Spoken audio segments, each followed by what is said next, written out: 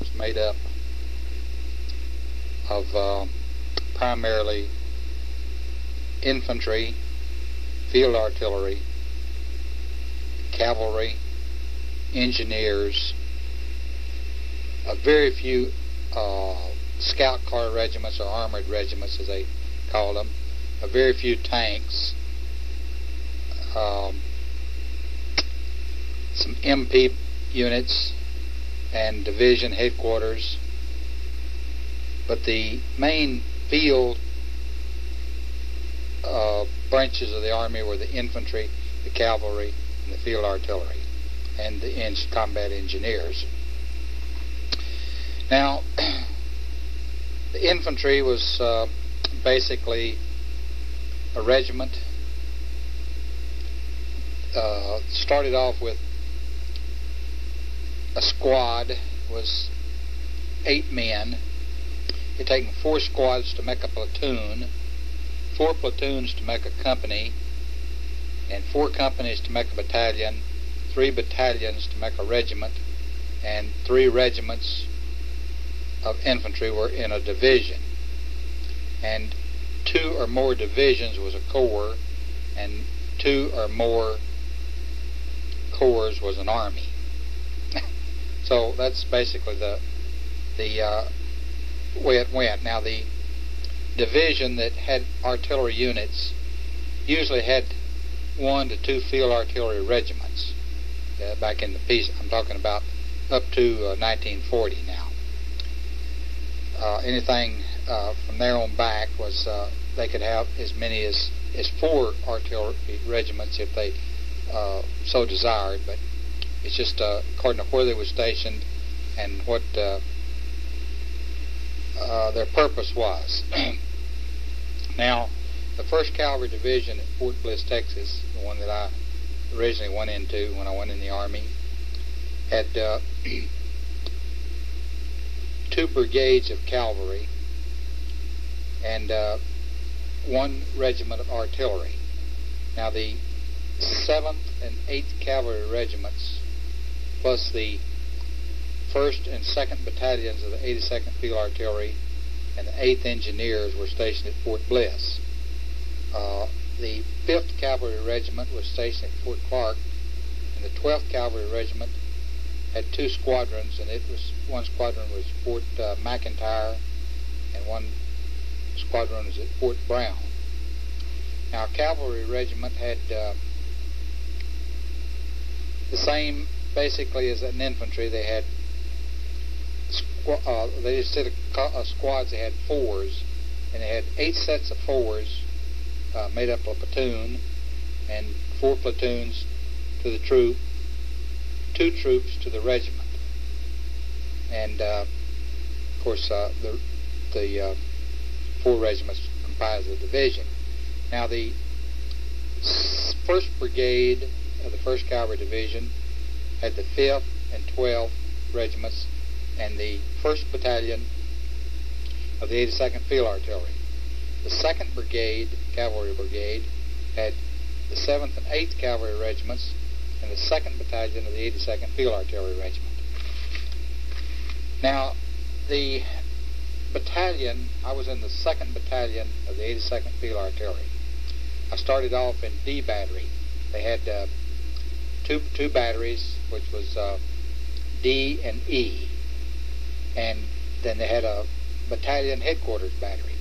That comprised the battalion, which was roughly 800 men. The line batteries had a section, section comprised a gun, a caisson, and the personnel, and all the horses and stuff that went with it. 4 sections comprised a battery, and they were equipped with, and of course the 2 batteries made up the battalion. They were equipped with 75 millimeter pack howitzers, and they were little rubber wheel guns. Up till 1935, the 82nd Field Artillery was equipped with the old wooden wheel caissons and wooden wheel, or what we call wooden wheels. It was wooden spoke with a big steel rim around it. were equipped with the French 75 millimeter guns. They weren't howitzers. The difference between a howitzer and a gun, a howitzer fires similar to a mortar. You go high in the air and drop straight down. Where a rifle or a gun shoots on a sort of an arced trajectory, and it has more range than a howitzer. The men themselves were paid $21 a month, and out of that 25 cents went to the Red Cross and to the old soldiers' home. So in reality, he was drawing $20.75 when I went in the Army.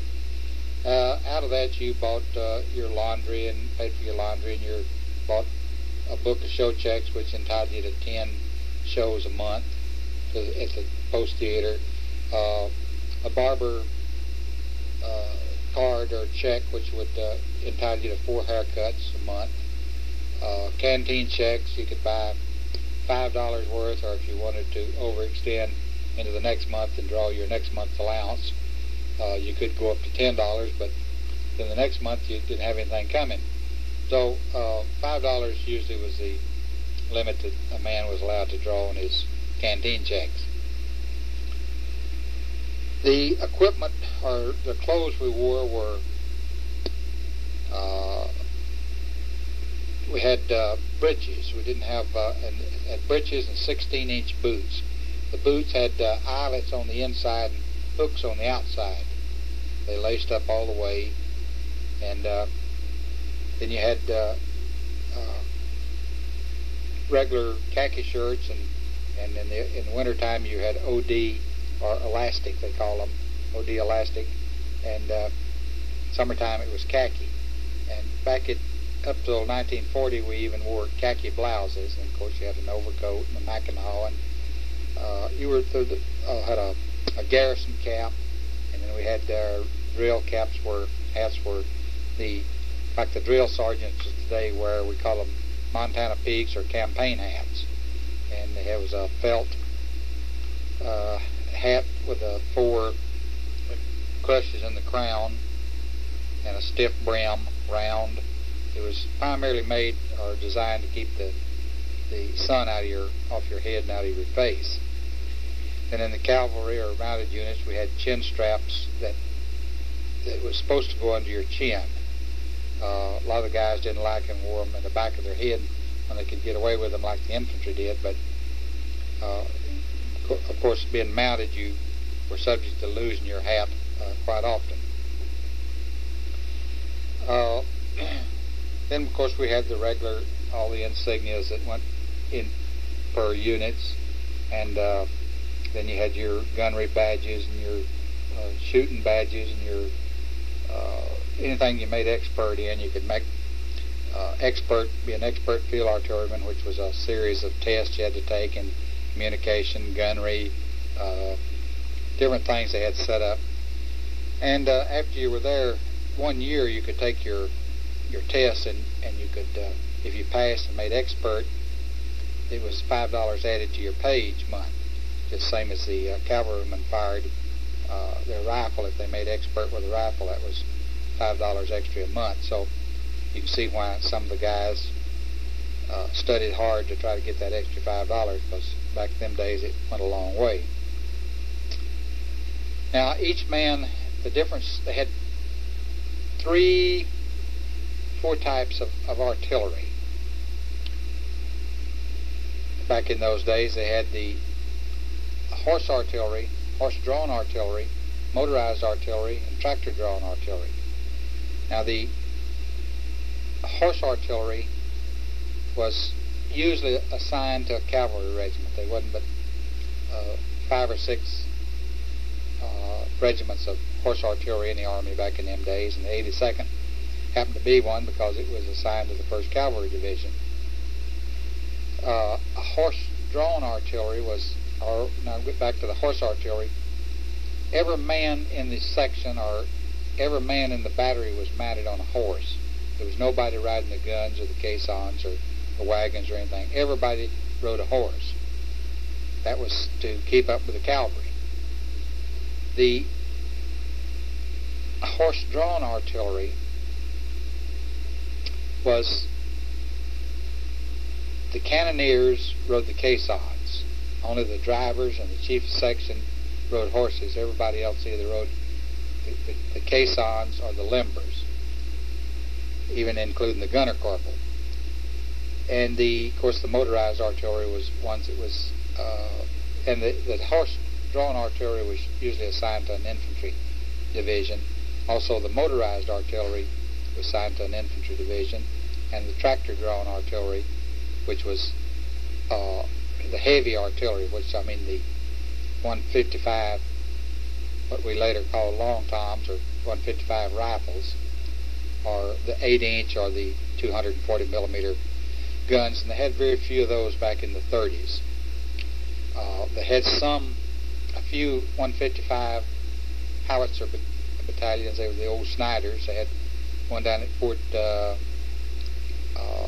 D.A. Russell down at Marfa, Texas, and they had 2 battalions down there of the 77th. They were originally or assigned at that time to the 4th Infantry Division, but they maneuvered all the time and were more or less active with the 1st Cavalry Division on the border.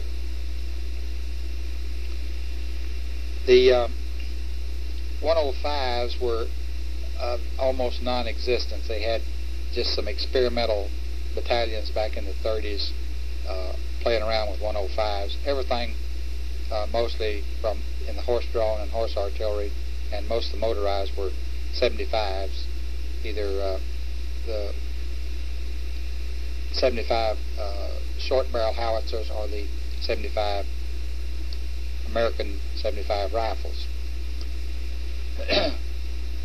The horse was equipped with a McClellan saddle, had a saddle blanket, McClellan saddle, and a snaffle bridle. They didn't use no curb or bit and badoons, as they call them, or curb chains in the artillery. Everything was snaffle bits. And the halter had a halter and a halter shank on them at all times. Even when we put the bridle on, it went over the halter, and the halter shank, anytime it come off of the picket line or out of the stables, it was tied around the horse's neck. I would venture to say some horses went for years and never had their halters off. We would keep the horses clipped real short. That was the men's job, and usually once a week or once every 2 weeks at the most, you'd clip your horse, and you were responsible for clipping your particular horse. If he was most of them got used to it and would stand and let you clip them very well, but some never got broke to the clippers, and they would have to have a twitch put on them, which was a pick handle, short pick handle with about an 8-inch quarter in diameter loop rope. And you would grab the top of his nose and pull it out and put this loop over it and twist it, and it would make him, as they used to say in the old days, it'd make them give their milk down. That was they'd stand still and let you clip them. Then they had another way. If a horse was still unruly, you could grab them by the ear and bite the ear, and as long as you held on with your teeth, they'd stand still. Or you could put a sideline on them if they were very unruly, and that was a big rope around their neck, going back along their back and down where you'd raise one of their back legs up and pull it tight up where the rope would hold their foot off the ground, and they couldn't do anything but stand there. If they tried to act up, they would fall. And then when you went into the field, you had your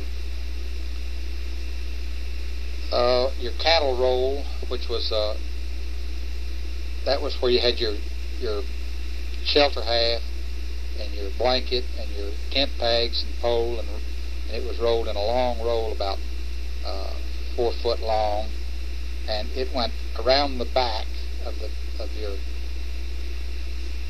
pommel of your saddle, which was more or less between you and your saddlebags, was hung over the back of the horse, at the back of the saddle also. Then in the front you had your raincoat and a feed bag and a grain sack with 1 or 2 fillings of oats, or 2 meals of oats in it for the horse.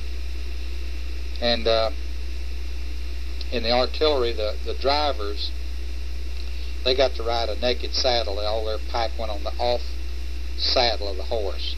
And if you notice the difference between the British horse-drawn units and the horse artilleries and the American horse artilleries, in the American Army, the off horse had a saddle on him and tied in with his harness, just like the near side did. Now, the near side was always the left side, and the off side was the right side. And you mounted from the near side at all times. If you tried to mount from the right side, you might get kicked or thrown. In the horse unit, you more or less take care of the horse before you did yourself. When you're at the end of a road march or end of a day, your first thing you done was to groom and curry your horse and pick out their feet. And then the second thing was you watered the horse and fed them. Then you could turn to yourself and have your own drink, whether it be coffee or tea, whatever they had there for you at the end of the picket line. You could get your drink and you could rest a little while, and but the horse come first. They always had an old saying: a horse cost $160, and you can get a man for 21. So the horse usually come first.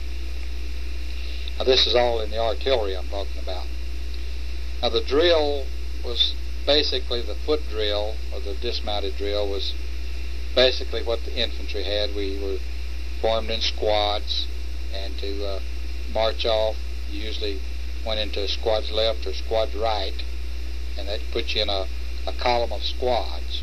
Then they had right front into line, or squads left or right, which would put you back into a formation where you were fronting the whole battery, or you could do another squad right or squad left, you'd be back in column. They had the right and left oblique movements, and the right front into line, and column, left and right. And that was just about basically the foot drill that they maneuvered the troops around dismounted. In the mounted drill, it was very much the same. We usually went in columns of 2s, and everything was either a column movement or a right front into line or left front into line, and would line it up. When you give the order to dismount, the off man would stand still, and the near man, the one on the left of the 2s, and when they would be in a column of 2s and they'd do a right front in the line, everybody knew who he was, whether he was the number 1 man or number 2. And the number 1 men would go kick their horse out 1 horse's length to dismount, and the same thing in mounting up. When they give the order prepare to mount, the near man would move his horse 1 horse length ahead, and that's where they mounted and dismounted. That was basically the drill and the equipment that they had in the horse artillery.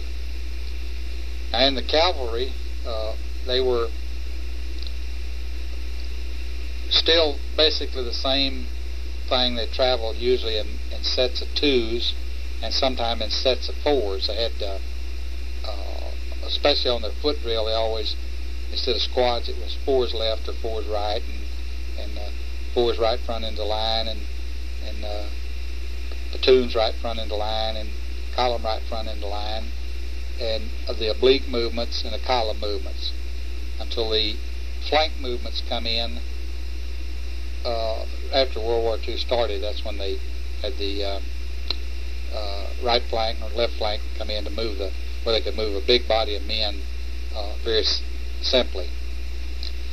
The cavalryman had the same equipment as the artilleryman. The artilleryman they cinched their saddle down underneath the belly of the horse with a spider, leather strap and two spiders, and you had a certain kind of knot that you tied in between those two to gird him up to keep your saddle from falling off. And in the cavalry, and you didn't have no skirt on your saddle like the cavalryman did. They had a modified McClellan saddle with a skirt on it.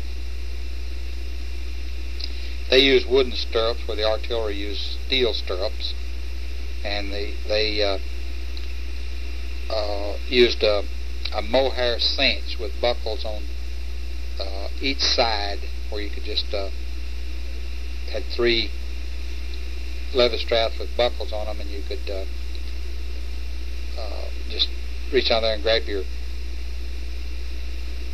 mohair cinch and pull it up under the horse's girth and buckle it up, and you were ready to go.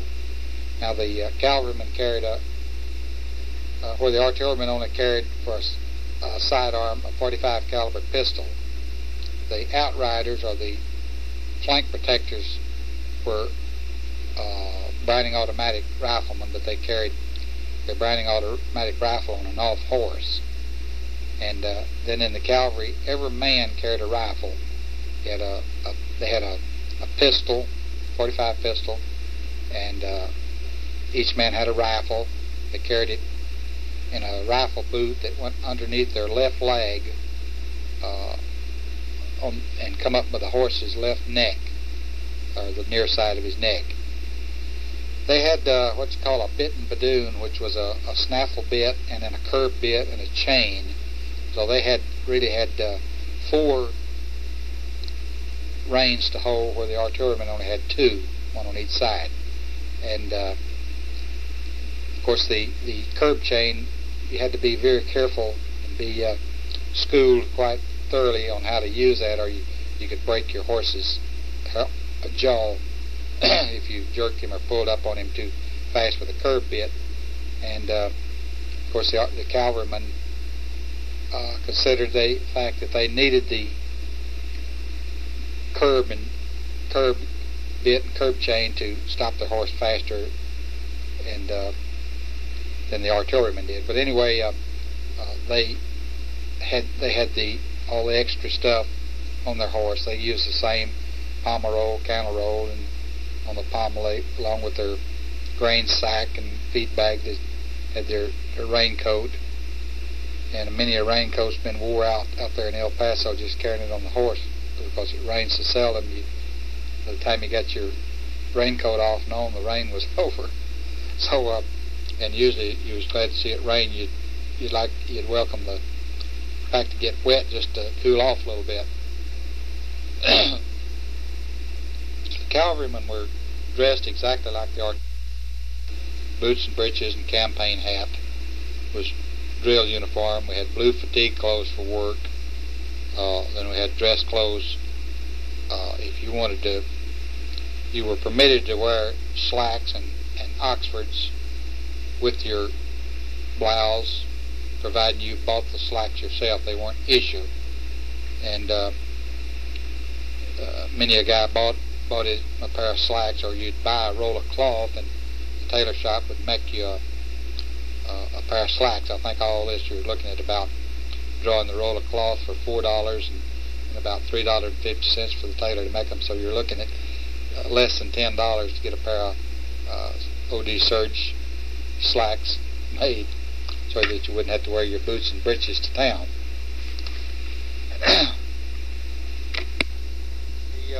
In field artillery, the gun batteries usually run anywhere from 140 to 160 men, and the headquarters battery, and usually they had all the what they later called a service battery, all the trucks and the workers and things. So they called it headquarters and headquarters batteries, 2nd Battalion, and combat train.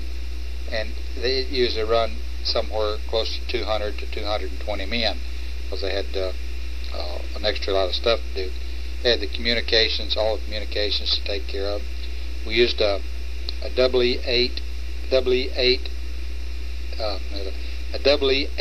telephone, which was an old battery-powered phone that went out. Now, I see some of them used still after World War II. It was in a leather case, and they were a good phone, but of course they got new equipment, started getting new equipment in 1941, and all the old stuff just about went out then that we was familiar with. The old radios, CW and voice sets, that you powered them by a man sitting there turning a generator with 2 handles. And I've turned many a generator to get the messages through. But